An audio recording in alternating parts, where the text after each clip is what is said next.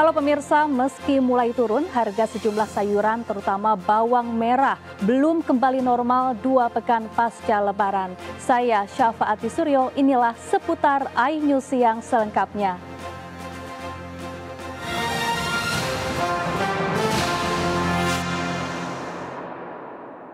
Anggota polisi Satlantas Polres Manado ditemukan tewas di sebuah mobil mewah di kawasan Mampang, Jakarta Selatan.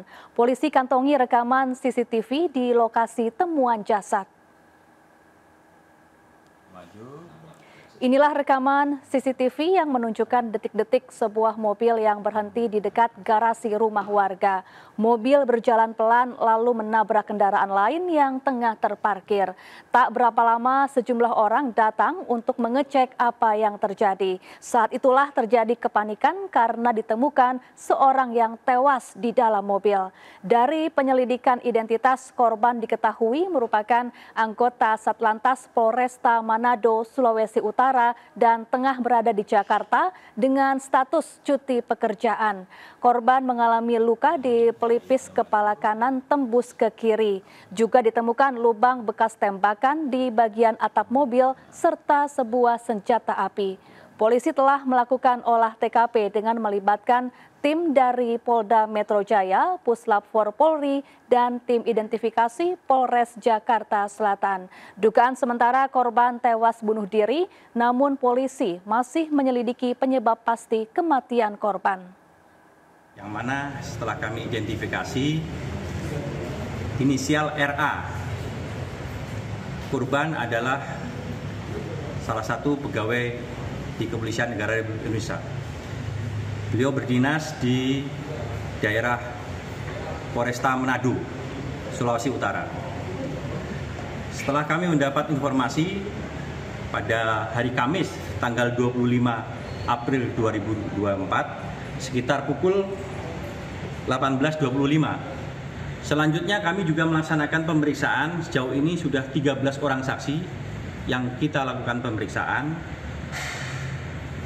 Dan ada CCTV yang berhasil kami ambil.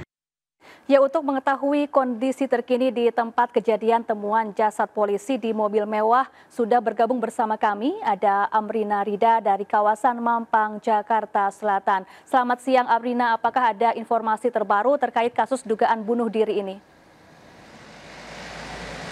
Ya, selamat siang, Safa dan juga pemirsa. Saat ini benar kami melaporkan langsung dari lokasi tempat kejadian ditemukannya seorang anggota Satlantas Polres Manado berinisial RAT yang diketahui atau diduga meninggal dunia akibat bunuh diri menggunakan senjata api atau pistol. Kalau kami melihat atau memantau di area tempat kejadian ini memang dari tadi tidak ada pergerakan yang cukup signifikan begitu. Dari area pagar pun juga dari tadi tertutup rapat dan bahkan di area luar rumahnya ini pun juga bahkan tidak terpasang adanya garis polisi dari luar. Tapi kalau kami tadi sempat melihat sedikit melalui celah-celah pagar, ternyata untuk di area dalam atau di garasi ditemukannya korban ini sudah dipasang adanya garis polisi begitu. Dan emang hingga saat ini pun kami juga masih mencari tahu terkait dengan aktivitas lanjutan, apakah ada aktivitas yang dilakukan oleh pihak kepolisian atau tidak di dalam, karena memang sebenarnya dari tadi ada sejumlah pihak kepolisian namun tidak berkenan untuk memberikan informasi terkait dengan aktivitas apa yang sedang dilakukan di dalam ataupun apakah ada olah TKP lanjutan, sehingga hingga kini pun kami terus memantau kejadian atau situasi terkini di dalam area rumah atau tempat kejadian ini. Kalau kami mendapatkan informasi dari warga sekitar, sebenarnya untuk tempat kejadian atau rumah yang lokasinya berada di area Mampang Perapatan, Jakarta Selatan ini merupakan rumah milik mantan menteri yakni almarhum Fahmi Idris yang merupakan Menteri Tenaga Kerja dan Transmigrasi tahun 2004. Namun memang setelah almarhum Fahmi Idris ini meninggal dunia, rumah ini disewakan begitu dan sekarang disewakan kepada seorang karyawan swasta berinisial RIP yang diketahui merupakan atasan dari korban, di mana korban ini juga diketahui merupakan supir dari karyawan swasta berinisial IP tersebut. Dan kami akan terus memantau perkembangan terkini dari situasi kepada Anda, Syafa. Ya, terima kasih Amrina Rida langsung dari kawasan Mampang, Jakarta Selatan, dan selamat bertugas kembali. Kita ke informasi lain pemirsa, meski mulai turun, harga sejumlah sayuran terutama bawang merah belum kembali normal 2 pekan pasca lebaran. Selain bawang merah, harga berbagai jenis cabai juga masih tinggi, membuat para ibu terpaksa mengurangi belanja untuk menghemat pengeluaran. Berikut laporan Wenda Nura dari Pasar Kebayoran, Jakarta Selatan. Ya pemirsa, melaporkan langsung dari Pasar Kebayoran Lama, Jakarta Selatan, dan dapat kami informasikan saat ini sejumlah harga sembako masih belum stabil. Bahkan diantaranya masih ada yang cukup tinggi seperti harga bawang merah, bawang putih, dan juga cabai merah keriting. Untuk harga bawang merah saat ini dibanderol dengan harga Rp50.000 per kilogramnya, dari harga normal hanya Rp30.000 saja. Sedangkan untuk harga bawang putih saat ini dibanderol dengan harga Rp60.000 per kilogram, dari harga normal ini hanya Rp35.000. Dan untuk harga cabai merah keriting ini sebelumnya sudah mengalami kenaikan yang cukup signifikan, namun sudah turun dan pada pekan ini kembali naik di harga Rp60.000 per kilogramnya. Dari harga normal ini hanya Rp40.000 saja per kilogramnya. Ini lagi pada mahal, efek masih banyak yang libur kali ya. Kalau bawang 65, cabai 70, hari ini naik ya. Berbeda dengan harga bawang dan juga cabai, untuk harga telur dan juga daging ayam saat ini sudah cukup stabil, yakni untuk daging ayam dibanderol dengan harga Rp45.000 hingga Rp75.000 per ekor, dan untuk harga telur ayam saat ini dibanderol dengan harga Rp28.000 per kilogram. Dan kenaikan harga baik dari bawang merah, bawang putih, dan juga cabai merah keriting ini diperkirakan karena pasokan dari pasar induk yang menipis, namun permintaan ini masih terhitung banyak.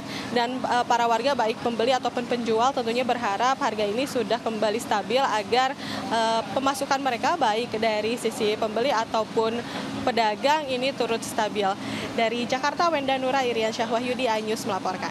Ya, Timnas U23 Indonesia terus berlatih mempersiapkan laga semifinal menghadapi Uzbekistan. Indonesia mendapat keuntungan dengan masa pemulihan lebih lama. Usai mengalahkan tim raksasa Korea Selatan, para pemain Timnas U23 kini berlatih untuk mempersiapkan laga semifinal Piala Asia U23. Bertanding laga perempat final lebih dahulu, para pemain Timnas mendapat keuntungan karena memiliki masa pemulihan fisik lebih lama. Timnas Indonesia akan menghadapi Uzbekistan yang lolos ke semifinal setelah mengalahkan juara bertahan Piala Asia U23 Arab Saudi 2-0. Di laga semifinal, Timnas U23 harus kehilangan striker andalannya Rafael Struijk karena akumulasi kartu kuning. Namun 5 pemain Timnas dapat kembali bertanding setelah mendapat pemutihan kartu jelang laga semifinal. Pelatih Sintayong tentu telah mempelajari gaya permainan Uzbekistan sehingga bisa memberikan strategi jitu kepada Garuda Muda sehingga dapat mengukir sejarah meraih tiket ke Olimpiade Paris 2024. TikToker asal Bekasi, Jawa Barat, Galih Los digunduli dan ditetapkan sebagai tersangka penistaan agama. Jangan kemana-mana, tetap bersama seputar iNews Siang.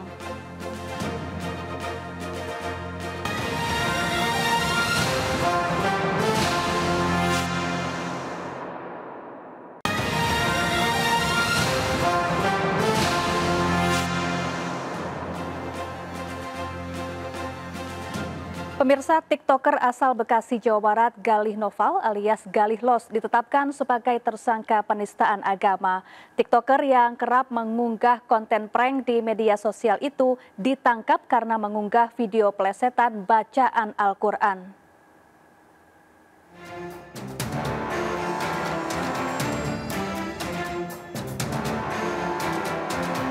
Pasca penangkapan TikTokers Galih Los di rumahnya beberapa waktu lalu terkait kasus penistaan agama dalam salah satu kontennya, Polda Metro Jaya resmi menetapkan sebagai tersangka.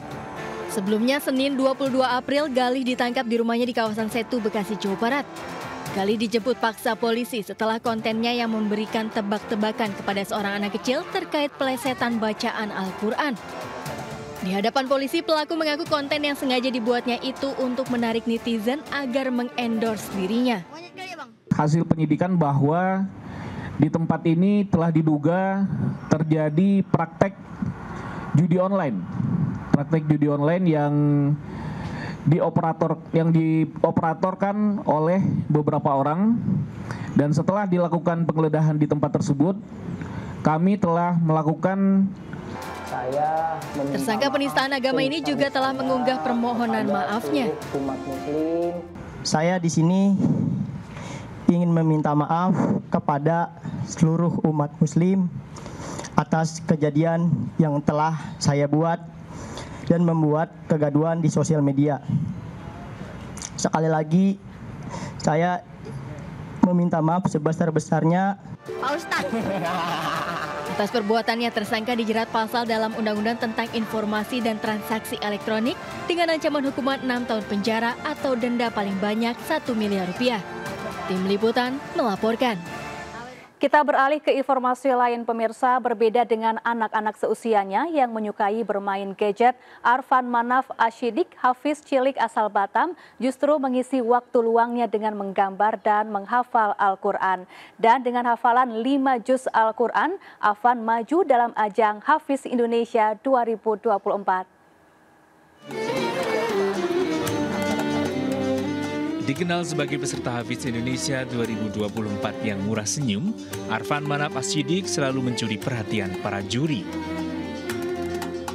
Arfan mulai menghafal surat pendek Al-Quran saat berusia 2 tahun dari rekaman murotal Al-Quran yang diperdengarkan oleh ibundanya. Namun di balik keceriaannya, ketika masih berumur 1 tahun, Arfan kecil ternyata susah untuk fokus sewaktu diajak berkomunikasi. Masih percaya nggak, Arfan tuh nggak seperti apa yang orang-orang bilang gitu. Insya Allah Arfan bisa, lambat laun dia bakalan bisa berinteraksi gitu, nyambung. Akhirnya dengan kebiasaan kita ngajak ngobrol gitu, alhamdulillah dengan kehebatan Al-Quran, Arfan akhirnya bisa nyambung kalau diajakin ngobrol. Di perumahan Maitri Raya, Batam, tempat ia tinggal bersama kedua orang tuanya, tiap sore Arfan belajar di TPA. Sementara saat luang, ia kerap bermain bola dengan teman sebayanya. Meski demikian, Arfan lebih menyukai menggambar dan menghafal Al-Quran daripada bermain gadget. Dengarkan juga total juz 1, itu semua saja. Hobi saya tuh menggambar, sama mewarnai, sama melukis, sama main bola, sama main wayang. Arfan yang bercita-cita menjadi dokter ini mengidolakan Muzamil Hasbalah dan Imam Said Al-Ghamidi yang memiliki suara merdu ketika membaca Al-Quran. Dari Batam, Kepulauan Riau, Gusti Yanosa, iNews melaporkan. Pemirsa, liburan di Taman Mini Indonesia Indah masih jadi favorit tujuan berlibur, terutama di akhir pekan. Bagaimana keramaian di sana? Sudah ada Ayu Pratiwi di TMII Jakarta Timur. Ayu, gimana keseruan libur akhir pekan di sana? Ya, Safa dan juga pemirsa, di kawasan wisata Taman Mini Indonesia Indah masih sangat digandrungi oleh masyarakat. Bahkan terpantau sejak tadi pagi hingga saat ini banyak sekali masyarakat yang terus berdatangan. Dan masyarakat yang berdatangan ini tidak hanya dari kawasan DKI Jakarta saja, melainkan dari luar DKI Jakarta, karena masyarakat menilai dengan menghabiskan libur akhir pekan di Taman Mini Indonesia Indah ini merupakan kegiatan yang sangat seru dan asik sekali. Karena banyak sekali kegiatan yang bisa kita lakukan, mulai dari berjalan-jalan, kemudian bersepeda, hingga bersuah foto di anjungan-anjungan yang mewakili destinasi yang ada di Indonesia. Dan memang pasca dilakukan revitalisasi ataupun renovasi besar-besaran di Taman Mini Indonesia Indah ini, siapa dan juga pemirsa, Taman Mini menjadi kawasan yang sangat hijau nan asri. Bahkan saat ini untuk para pengunjung tidak diperkenankan lagi untuk membawa kendaraannya ke dalam, karena nanti kendaraan hanya terakumulasi di tempat parkir, dan nantinya para pengunjung bisa berkeliling dengan menggunakan shuttle bis dan juga bagi-bagi yang sudah tersedia, yaitu yang ramah lingkungan, dan bisa dikatakan ini juga sebagai simbol dan juga lambang untuk kelestarian lingkungan. Demikian, kembali ke studio. Ya, Ayu Pratiwi langsung dari Taman Mini Indonesia Indah Jakarta Timur. Pemirsa, Anda juga dapat memenuhi kebutuhan berbagai informasi pilihan terkini dan akurat, baik dari daerah nasional maupun internasional, melalui portal sindonews.com. Dan kami akhiri jumpa kita siang ini. Saya Syafaati Suryo bersama tim yang bertugas. Terima kasih, tetap semangat dan sampai jumpa.